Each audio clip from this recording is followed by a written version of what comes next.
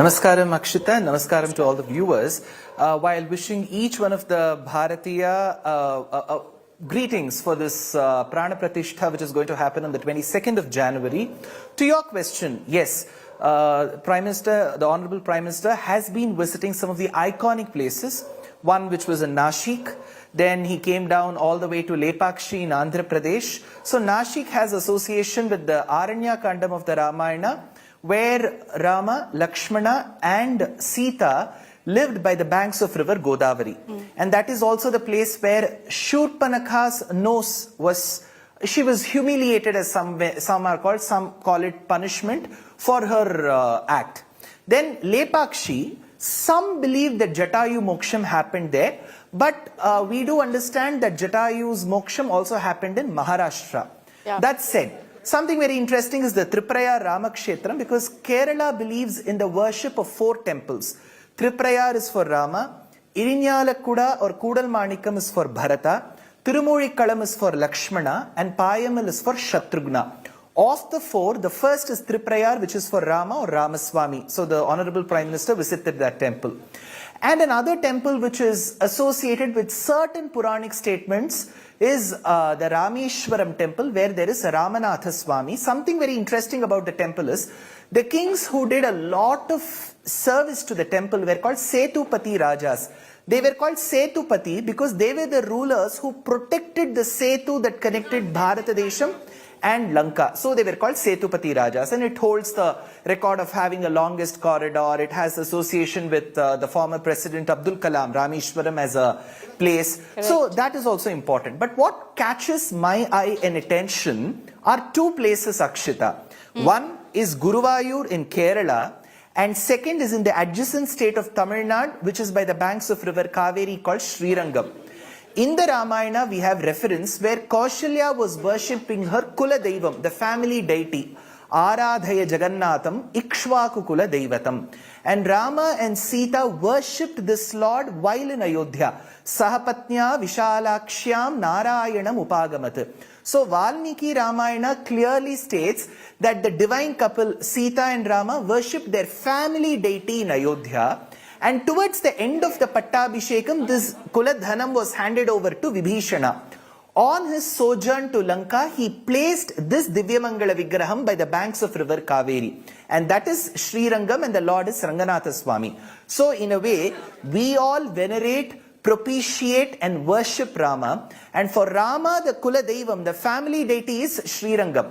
Similarly, in Krishna Avataram, Krishna's family deity, which was earlier in Uttar Pradesh, then in Dwaraka, was carried by Guru and Vayu with the advice of Uddhava by the western sea, and that is Guru Vayu, where Lord Krishna is. So for Krishna, the Kula Devam, the family deity, is in Guru Vayu, Kerala. For Rama, the Kuladhanam is in the adjacent state, which is in Tamil Nadu, which is Ranganatha.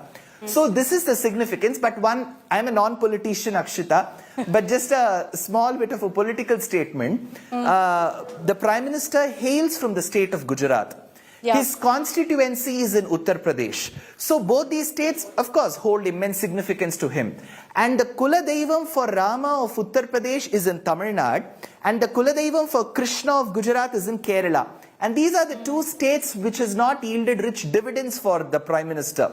And Adi Shankara and Ramanuja hail from these 2 adjacent states. Maybe he is also praying alongside for the goodwill of the country that they also give at least quarter or half dividends from these 2 states as well.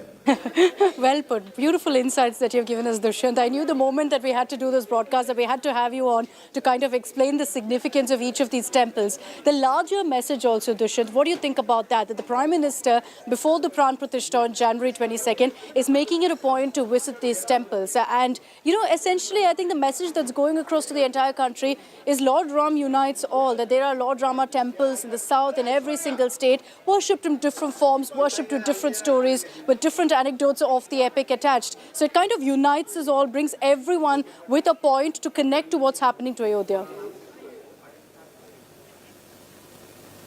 True, very true, Akshita.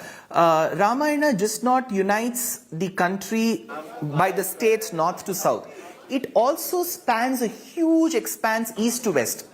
We also go from Kambuja Desham to Thailand to Indonesia, where the Kakavin Ramayanam is, where the Kechak dance is performed in Bali. We go all the way to Persia, where the Persian Ramayanam is. So we have plenty of literature and iconography and architecture that supports the presence and the influence of Ramayana east to west, north to south. But when we look about Rama's journey, sojourn, his exile period, right from Uttar Pradesh, he went all the way to Madhya Pradesh, Chhattisgarh, Maharashtra, Karnataka, and some parts of Telangana and Andhra is what some presume, and to Tamil Nadu, built the Setu, went all the way to Sri Lanka. So this journey is very momentous, and he doesn't belong to one state. So this message that Rama's path, Ramayanam itself means the path taken by Rama. So I'm sure the Honorable Prime Minister would have had an advisory council that would have told him that what unites India is Rama's journey. So that is why he comes all the way to Kerala to visit Guru Vayu and Triprayar, to Rameshwaram, to Srirangam in Tamil Nadu, Lepakshi in Andhra Pradesh. I'm sure he may also be visiting Bengaluru, which signifies Kishkindha Kandam, because Kishkinda is all the way around Hampi. And then he went to Nashik. So I think as a Prime Minister, of course, he has to be concerned about the governance, about law and order and all of that. It is also important that a leader ensures that there's immense respect given to the civilization and the culture which the country holds very dear to its heart. And I'm sure he is doing a very good job of it. All right, Dushyant, thank you very much for joining us here in India Today with your, expertise on this issue and explaining, breaking it down quite simply for us on why these temples have been chosen by the Prime Minister. Just a quick word.